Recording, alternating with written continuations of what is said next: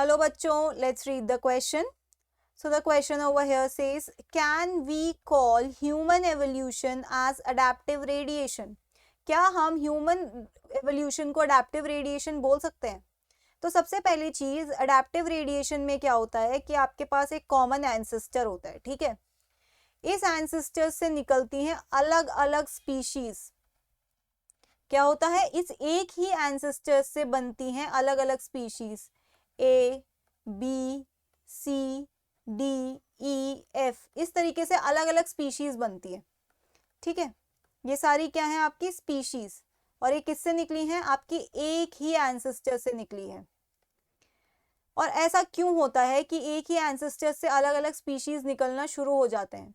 ऐसा इसलिए होता है क्योंकि इनके बीच में कोई ना कोई टाइप का कंपटीशन है। मान लीजिए इनके बीच में हो जाता है फूड कंपटीशन।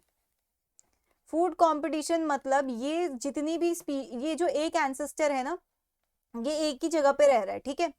अब इसके जितने भी इंडिविजुअल्स हैं, इनके बीच में खाने को लेके कंपटीशन हो जाता है। तो ये क्या करता है, एक ही एंसेस्टर से अलग अलग स्पीशीज निकल आती हैं कि जैसे ये ई स्पीशीज है तो ये फ्रूट खाएगी सिर्फ, एफ वाली स्पीशीज है ये सिर्फ सीड खाएगी, डी वाली स्पीशीज है ये सिर्फ आपके इंसेक्ट्स खाएगी। तो इस तरीके से A B C D E F जितनी भी स्पीशीज हैं ये इस तरीके से इवॉल्व हो जाती हैं, ये अलग अलग फूड खाती हैं। क्यों? क्योंकि पहले इनके बीच में कंपटीशन हो रहा था। दूसरा रीजन ये हो सकता है कि ये अलग अलग ज्योग्राफिकल रीजन्स में पहुंच गए। मतलब मान लीजिए आपके जो एक एंसेस्टर है, इसमें से एक इंडिविजुअल एक दूसरी जगह चला जाता है, ठीक है? एक्स इंडिविजुअल दूसरी जगह गया और वाई इंडिविजुअल दूसरी जगह गया।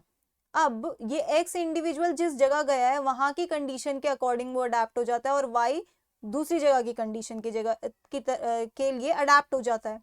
अब क्योंकि अलग अलग जगह पे अडेप्ट हो रहे हैं तो ये अलग अलग स्पीशीज बनाने लगते हैं, ठीक है? क्या बनाने लगते हैं? अलग अलग स्पीशीज। तो इसी को क्या कह रहे हैं हम? इसी को कह रहे हैं हम अडेप्टिव रेडिएशन। तो अडेप्टिव रेडिएशन के लिए हम क्या लिख सकते हैं यहाँ पे? It is a process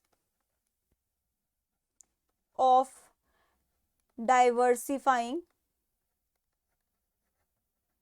into different species from common ancestor, ठीक है? एक ही ancestor से अलग अलग species निकलना, from one ancestor due to selection pressure, due to different selection pressures, ठीक है? different selection pressures।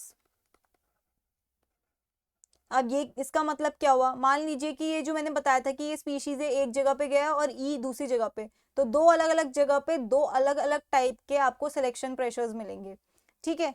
तो सिलेक्शन प्रेशर्स की वजह से ही ये डाइवर्सिफिकेशन होता है। अब हमारा जो मेन क्वेश्चन है वो यहाँ पे ये पूछ रहा है कि क्या हम ह्यूमन एवोल्यूशन को ये कह सकते हैं? तो answer is no, we can not call human evolution as adaptive radiation। और इसका रीजन क्या है? इसका रीजन ये है कि आपने सुना होगा कि सबसे पहले आए मान लो ड्रायोपैथिकस के बाद आया रामापैथिकस के बाद आया आपका ऑस्ट्रालोपैथिकस के बाद मान लीजिए होमो से habilis, Homo erectus, Neanderthal, Cro Magnon man and then Homo sapiens. तो अगर आप इस एवोल्यूशन के प्रोसेस को ट्रेस करते हो तो कहीं पे भी आपको ऐसा दिख रहा है कि एक एंसेस्टर से अलग अलग निकल रहे हैं? नहीं, आपने यहाँ सीक्वेंशियल इवेंट देखा कि एक के बाद एक इंडिविजुअल, एक के बाद एक स्पीशीज आ रही है, राइट?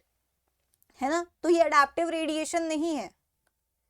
तो यहाँ पे आंसर में आप लिखोगे कि हम इसे अडेप्टिव रेडिएशन नहीं कह सकते because it is a sequential event for specialisation of characters. अब ये इसका मतलब क्या हुआ कि ये सीक्वेंशियल इवेंट है फॉर स्पेशलाइजेशन ऑफ कैरेक्टर्स।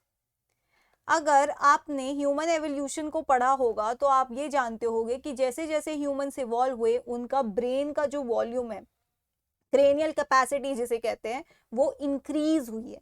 तो ये क्रेनियल कैपेसिटी का इंक्रीज होना मतलब स्पेशलाइजेशन ही तो है। अब पहले के जो ह्यूमंस थे वो पुराने टाइप के वेपन्स यूज करते थे, और आज जो ह्यूमंस हैं वो एक अच्छे तरीके से वेल ऑर्गेनाइज्ड वेपन्स यूज करते हैं, ठीक है। तो हम, और जो पुराने ह्यूमंस थे उनका कल्चर क्या है, जो न्यू ह्यूमंस है, पुराने और न्यू ह्यूमंस से मतलब ये है कि एवोल्यूशन में पुराने और न्यू, ठीक है। तो स्पेशलाइजेशन ऑफ कैरेक्टर्स के लिए एक के बाद एक स्पीशीज आए, और अडेप्टिव रेडिएशन में क्या होता है, एक ही बारी में अलग अलग स्पीशीज निकलने लगते हैं, ठीक है। तो इसीलिए हम ह्यूमन एवोल्यूशन को अडेप्टिव रेडिएशन नहीं कह सकते। So that's it for the question. I hope you understood it well. Best of luck.